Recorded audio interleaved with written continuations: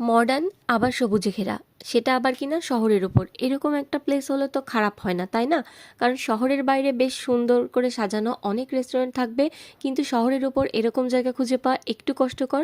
R green and কো কিন্তু এই সমস্যার একদম সঠিক সলিউশন, কারণ তাদের লোকেশনটা একদম নিরালা মোড়ের উপর। আর এই যে এখানে দেখতে পাচ্ছেন তাদের মেনু।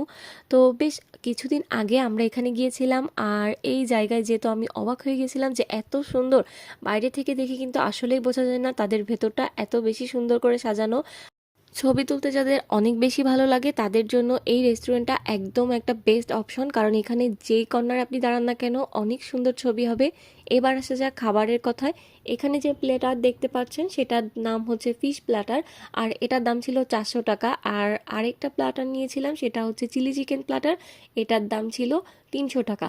এটার ভেতরে ক্রিমি পাস্তা ছিল, চিলি চিকেন ছিল, ফ্রাইড রাইস ছিল, এছাড়াও ছিল ভেজিটেবল। আর এই রেস্টুরেন্টটার ভালো দিক হচ্ছে এরা মেয়োনিজ দিয়ে খাবার ভরে রাখে না। অধিকাংশ জায়গায় দেখা যায় প্ল্যাটারের ভেতর অতিরিক্ত মেয়োনিজ থাকে, যেটার কারণে খাবারের অরিজিনাল টেস্ট পাওয়া যায় না। এই সমস্যাটা এখানে ছিল না, এটা আমার কাছে খুবই ভালো লেগেছে।